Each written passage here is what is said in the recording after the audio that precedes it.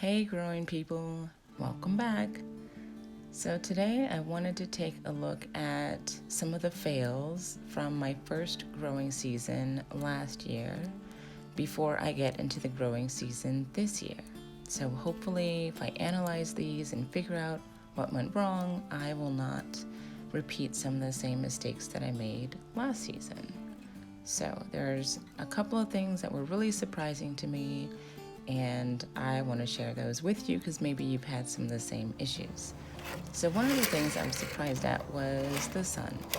Now I know we get a lot of sun here in Zone 9 and I love it, but I've never seen it warp my plant cells before. I left this out in the sun for a couple months and it totally basically melted.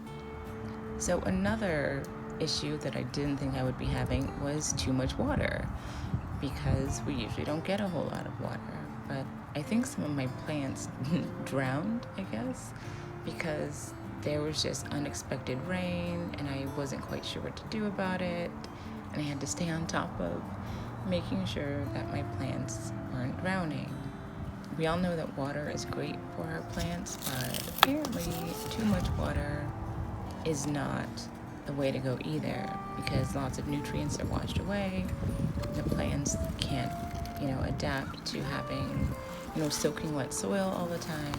And it's usually recommended that plants are not just sitting in really damp soil. And you can see here that I could totally squeeze out just gobs of water. So I emptied out these plants and I tried to let them dry a little. I didn't rewater them for a while. And then we would flip back to the dry season and then more problems would happen. Gardening at night was interesting when I didn't finish what was happening during the day. And of course, lots of pests come along and love your plants just as much as you do. So I had caterpillars eating my lettuces, and I didn't know what the holes in my leaves meant because I'd never grown anything before. So some of these are pretty bad with like no leaves left at all. And then I had to figure out what pesticides to use without, harming the health of my plants or people. So that was a lesson to find out what kind of pesticides were good enough to use that would still keep my plants organic and unharmed and non-toxic. So my germination did not work during the peak heat season in the summertime during a heat wave. All my plants did when I planted them as seedlings or as just planted the seeds, they just dried up. They did not like the heat at all. So that's something that I hope not to repeat.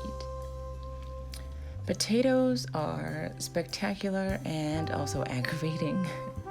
I had no idea what was going on with my potatoes. They got spots on them, and I kind of still don't know what that was. If I put too much of the neem oil pesticide on it, or if they just had some kind of fungus, or I don't know, but they would dry up. They looked wonderful for most of the season. Then they dried up, and then as they're supposed to be harvested, they dry up even more. So it's kind of hard to keep track of plants just when it's your first time growing them. And the harvest can be, kind of disappointing as well, because the potatoes were too hot to grow in the summertime. And some of my mango seeds dried up because I think I forgot about them.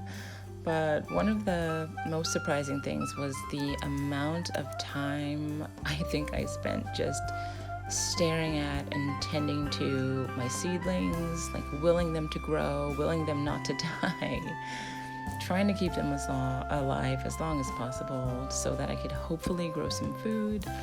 And I won't say that I succeeded a whole lot, but I do think that I learned a whole lot, and I'm encouraged to get into the growing season for this year, and I hope you are too. So stay encouraged no matter what you're growing. Good luck!